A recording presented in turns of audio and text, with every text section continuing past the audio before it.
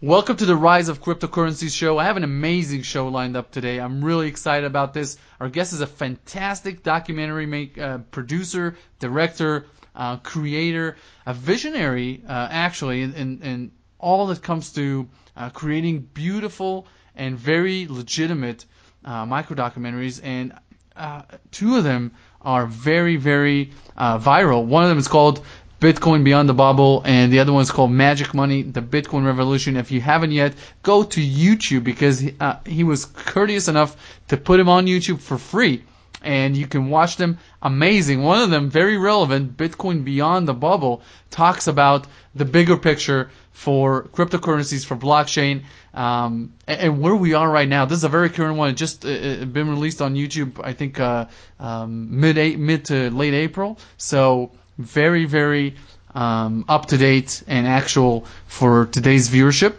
And they all talk about cryptocurrencies, financial history, fiat money, and its dangers, and what's going on right now. Tim, welcome to the show. Glad to have you with us.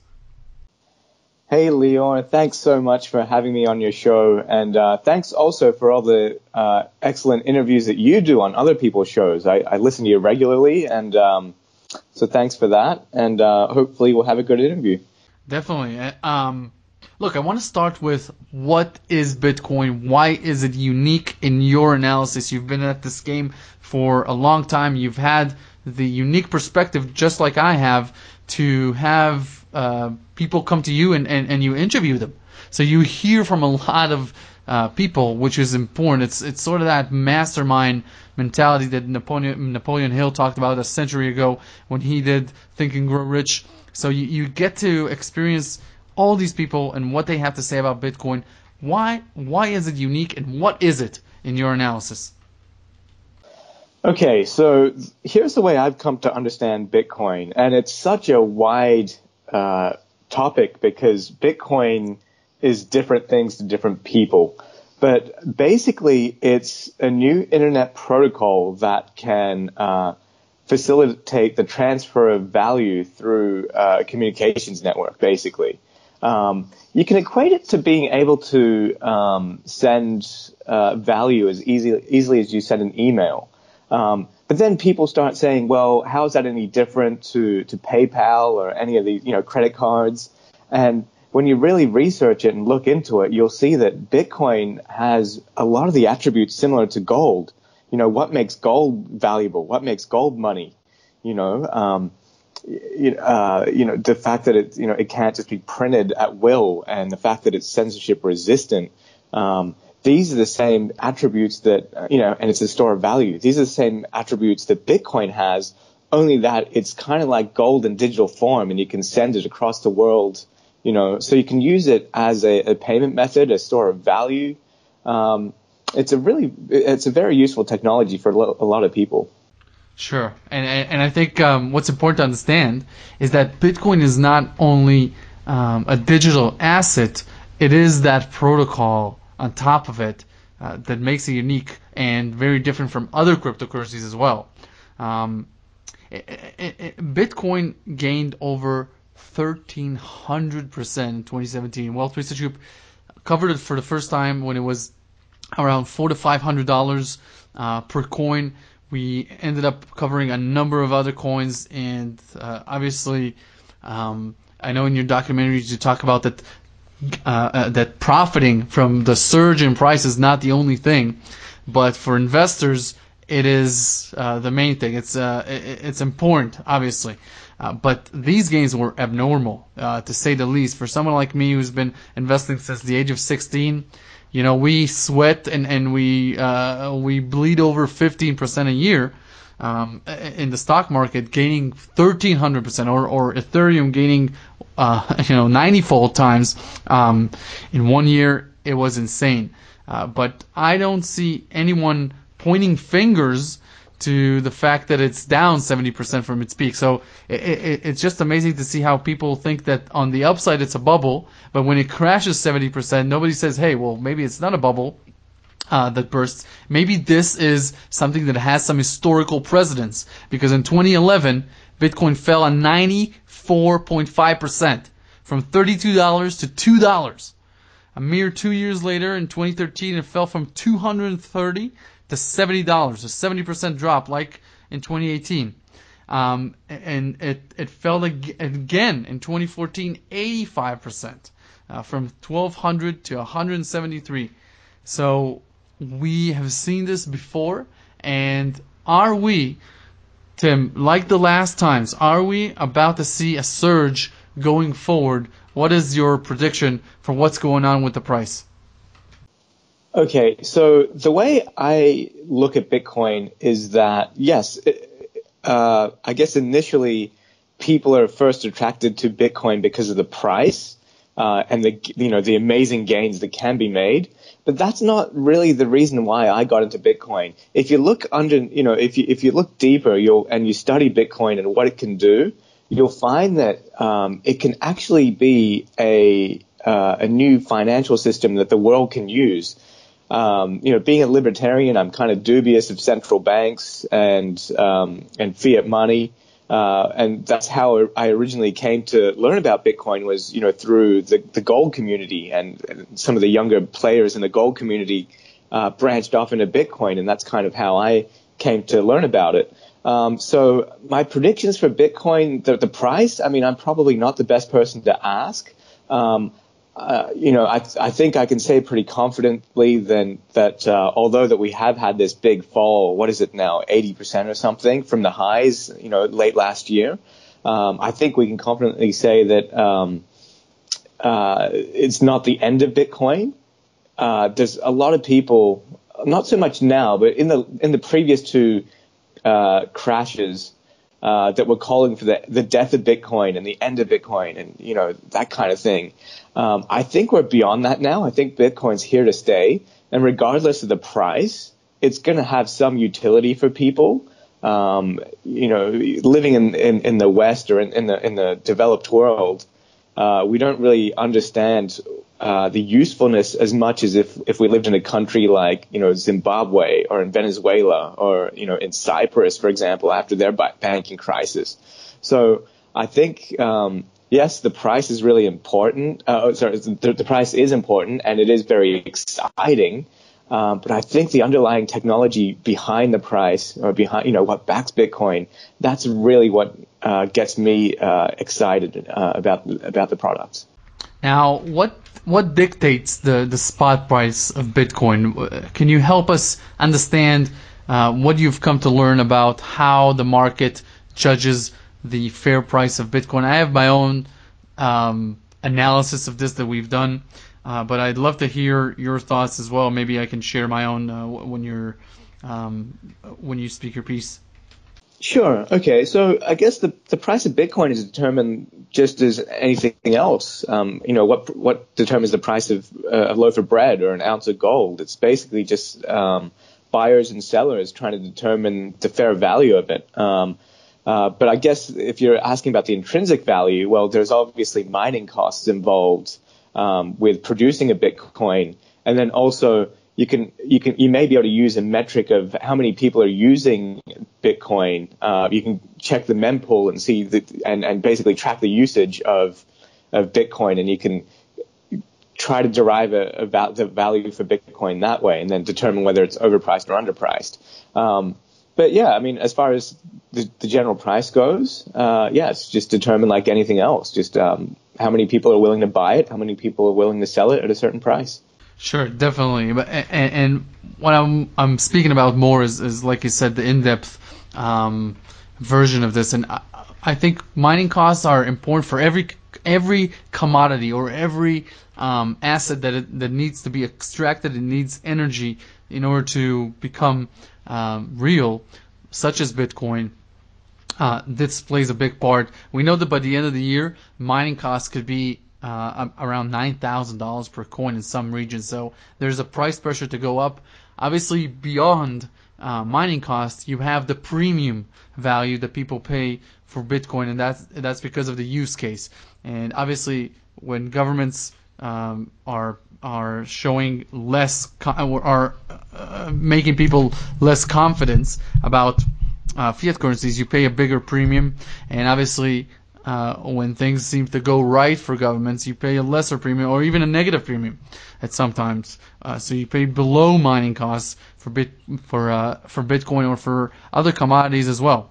And then you have the technology side of Bitcoin where it's evolving. So in other words, it's not a static asset. It's not like it differs here from gold, which is an ounce. An ounce is an ounce is an ounce. But when you buy a piece of real estate and you add another room to it, or the neighborhood becomes more attractive, or anything else happens externally or internally in the house to bring more value to it, then the price of the house goes up because it has more value. And that is what happens with patents or with technology. As it evolves and becomes more valuable, the price can go up as well. So we have three factors that are important here. One is the mining cost. Secondly is the fluctuations in people's attitude towards government. Thirdly is the technology aspect. Obviously, if Bitcoin seems to work, if the Lightning Network becomes more proven and the scaling works, then Bitcoins are much more valuable. And if they are accepted more, like you said, the network effect grows, then it's important. But then you have two other factors that are very, very key. One is the regulation. When it's not dangerous to own Bitcoin, when funds can own it without risking their clients' money. And obviously the fifth part is the speculation part that is always that always comes to play. I'm sorry, did you have anything to add to this? Yeah, I think one thing that should probably add to this conversation is also that Bitcoin is a scarce digital asset. When we think of digital items, we think that they're infinite because you can usually make a copy of something that's digital. Bitcoin isn't like that. It's limited in supply, and you can cryptographically prove or verify exactly how many Bitcoin are in existence or have been mined. But that's not to say that that's how many Bitcoin are tradable, which is another big key. I think at the moment we've mined about 17 million Bitcoin, but then you factor in the Satoshi's Bitcoin are most likely never going to move. That's 1 million there that are out of circulation. How many people have lost Bitcoin or hoarding Bitcoin? There's also something called days destroyed. Basically, you can measure how long a coin has been parked in a wallet without it moving, and basically you can work out that these coins are probably in deep cold storage or have just been lost. So really, I've heard estimates that perhaps only of the 17 million Bitcoins that have been mined, there may only be about 6 or 7 million that are available to be readily traded on any given day. So that's another thing that you have to factor in is the scarcity of this product. Let me ask you a follow-up question on that. Is it really scarce? Can we call Bitcoin scarce when we can create other cryptocurrencies that have most of the same attributes as Bitcoin? Well, you can make a cryptocurrency that's got similar attributes to Bitcoin, but it'll never be Bitcoin. In the same way, well, you could say gold isn't scarce because you can make Krugerrands out of plastic, or you can make, Krugerrands out of tin. A copper coin or a silver coin is not the same as a gold coin. So yeah, you can make a cryptocurrency that's similar to Bitcoin, but it's not going to be Bitcoin. Bitcoin has all kinds of properties that are unique. The other cryptos will be very difficult. It will be very difficult for them to replicate. So for example, the network power behind Bitcoin is massive at the moment.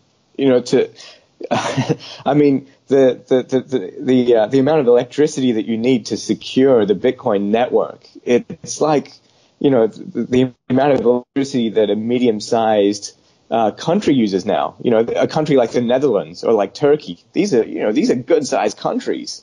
And the electricity output that these countries would use on an annual basis is what you actually need to secure the Bitcoin network. So yeah, you could create a new coin with the same attributes of Bitcoin, but is it going to have the same mining power or the same network power?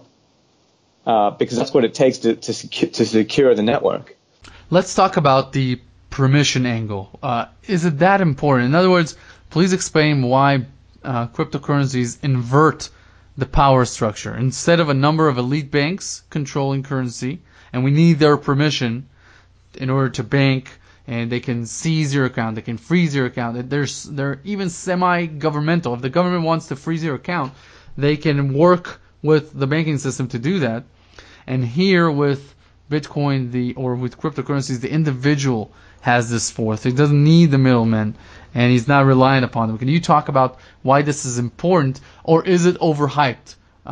Can people live their entire lives without fearing that the government does that to them, or should they take the next step here and work through their this new technology, learn it, and be free of government in terms of money? Yeah, sure. So I think you're correct in saying that the ability to send a censorship-resistant transaction, it is somewhat overhyped in that for most day-to-day transactions, we actually don't need to send a censorship-resistant transaction. It's only when you get into a situation where you absolutely have to do it, that's when you realize the value of Bitcoin. I'll give you a classic example. I just had a website built by a gentleman, an excellent web designer in Slovenia. Now, my bank in Australia where I live will not wire money to Slovenia. So how am I supposed to pay for the services that he's done, So, but with Bitcoin, I can send him Bitcoin, and there's no resistance there. There's no censorship in my transaction. I can send Bitcoin from my wallet to his. He gets it in 10 to 20 minutes, and that's the end of it. So, and it's until you try to send a transaction which gets reversed or which gets blocked, when that happens, that's when you really appreciate the power of Bitcoin. But I think for the most part, if you live in the developed world, then it probably is a little bit overhyped.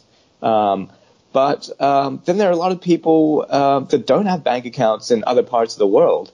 Bitcoin, it serves as a little bit of a novelty in the developed world a lot of the times, but in the developing world, where 2 billion people don't have bank accounts, Bitcoin it's not even just it's not a novel. Oh, it's more than that. It's all about survival at that stage, So it's an opportunity, but I mean, it's really a way to survive for a lot of these people. So you can't take it for granted that sending a censorship transaction. It's like, why would you ever want to do that? There are times when you actually need to do it, and until you get put in that situation, you really don't understand what Bitcoin's all about. Very true.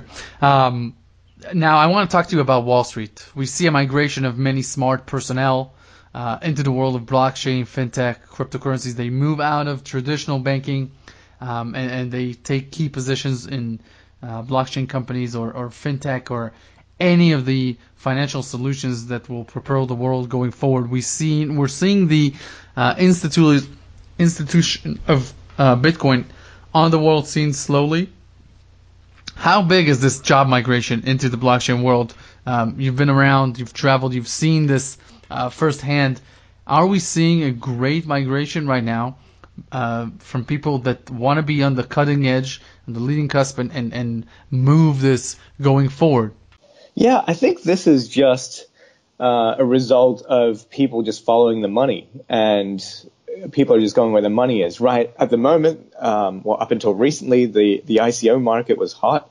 It's kind of died down at the moment just because the price of these ICOs or these altcoins are going down instead of going up. But I think generally speaking, I mean it's kind of a sexy and exciting place to be. So there certainly is a migration. But I don't really work on Wall Street or anything like that, so I can't tell you the exact numbers. But I think generally speaking, absolutely. I think a lot of the younger generation in particular are moving towards the crypto market rather than traditional markets. So we've talked about the third world. Let's go back to it with a full-blown question. What's the potential of Bitcoin for third world countries?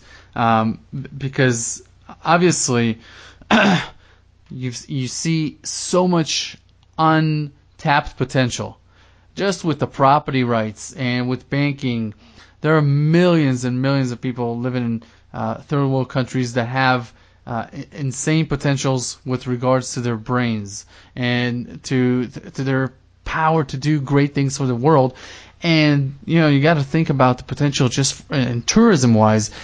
You can't develop a hotel or anything else on beautiful beachfront properties because you don't know who owns the property, or you're afraid the government will seize it in these areas. And obviously, about a third of transactions going out of Africa are fraudulent. So credit card companies don't want to deal with it. Banking centers don't want to deal with it. It's a huge opportunity, and not only is it a huge opportunity to unlock all this wealth and help these people, the current environment doesn't offer any solution. So it's a clear way for Bitcoin to go in there and revolutionize this. Can you talk about what's going on right now? What are people doing to advance this agenda? Sure. So currently there are about 2 billion people in the world that don't have access to the banking system, the banking system that you and I know. Now, that's a big thing. Like, we take it for granted just because my bank in Australia can talk to your bank in Israel or in North America. We just think that everyone has access to those services, but a significant minority of individuals in these developing countries that don't have access to banking services. Now, with Bitcoin, they can send and receive money, and they're on a level playing field with everyone else. That is massive. I mean, think of the ramifications of that. Like you said, yeah, a lot of companies don't want to ship goods to Africa just because of the credit card fraud associated with those countries. But if they can pay with Bitcoin, there is no fraud because Bitcoin is a push system. Bitcoin gets pushed from the buyer to the seller, and you know that the funds are good. So then you can ship whatever you want to Africa or any of these other countries. So yeah, then I mean that's if you can get goods and services that you otherwise wouldn't have, then yeah, that's a huge plus for these countries. I think that the scope of Bitcoin, we're just hitting the tip of the iceberg. You mentioned the Lightning Network, and it's going to be cool for us to be able to send transactions, between each other at zero cost and instantly, which is what the Lightning Network promises to do. But think of what it could do to entire countries. I mean, if Bitcoin can take over the role that gold has traditionally played, then it could be a means for countries to settle international trade. It could be a way for entire countries such as Iran to circumvent blockades, or Russia or whoever is being sanctioned. So yeah, it could play a huge role within international commerce and global politics. It may not just be at an individual level. So the potential for Bitcoin is massive. Now let's talk about what's the big picture here for cryptography, for blockchain. How do you envision this in 5 to 10 years? Tell me a little bit about the world and how futurists and people that you meet with tell you that people would transact. We're already getting a glimpse of it in China. Obviously, people don't use cash over there. They scan these QR codes wherever they go. There's other countries that have their own cultures, but talk about more in general. What's the potential of this, and what's the added benefit for everyone, especially on the blockchain, which is getting implemented into other industries except outside of financial technology? Sure. So everything I just mentioned with Bitcoin being able to be used to settle international trade and that kind of thing, that's going to take a generation. It's not going to happen overnight. Just like the internet really took 20 to 25 years to really develop to what it is now. But yeah, once it develops, I mean the potential for this is massive. It really is. What did you want to know in particular, though? If you can talk about some of the products, services, solutions that we'll see in the next 5 to 10 years in terms of the blockchain and where it's going? Sure. Okay. So I think that eventually we're going to end up at a cashless society. And this may take, 5, 10, 15 years, who knows? But eventually we're going to get there. We're almost already there now. 90% of trade is done electronically now. So let's assume that everything goes cashless and we're 100% electronic, right? We're all digital transactions with fiat currency. Now, at that point, what role will Bitcoin play? Because now you've got something that's basically the equivalent of digital cash. It's something that's outside the system, but it's still digital. And it's actually better than digital cash because because Bitcoin has all the attributes of gold. It's limited in supply. It's a store of value. So Bitcoin will play an enormous role if we go to a cashless society, which we're inevitably going to go to. Like where I live in Australia, any purchase or any transaction over $10,000 is going to be illegal from next year. I mean, $10,000 isn't a lot of money. A lot of people spend $10,000 to buy a car or to pay for a deposit on something, a boat or something. And now that transaction is going to be illegal unless it goes through the banking system. So as governments become more onerous and as they become more heavy-handed to basically getting rid of cash and making cash illegal, Bitcoin. What's that? Sorry. Anti-money laundering laws. Anti-money. That's correct. So yeah, as the government start to crack down on all this, then yeah, Bitcoin is going to be seen as something outside the system and a way to transact without the interference of government. Sure, and obviously when you're on this network, when you're on a government blockchain, they can shut you out for misbehaving, and that is a really big risk. And obviously another added value for Bitcoin, where you can say, hey, on this network I'll never be censored, I'll never be stopped, I can do what I need. So yeah, I definitely see that. I wanna end the show with one last question, and I want to ask you basically about the Lightning Network. Can you explain it, and what is the potential for the Lightning Network for Bitcoin? Sure. So I'm not a technology whiz or anything, but the way I've come to understand the Lightning Network is that anyone on the Lightning Network can open up a node and basically can then interact with anyone else that also opens up a lightning channel. So you can open up these channels and then you can transfer Bitcoin amongst each other, and basically the transactions only get settled on the blockchain at the end. So basically each Bitcoin transaction could potentially have millions of transactions within it. So for example, and the network allows you to net out transactions. So for example, if I owe you $10, you owe, someone else $10, and that person happens to owe me $10, then the net, summation of that is zero. So basically the Lightning Network in real time can net out that, and basically square balances, and then you can settle the end result onto the blockchain.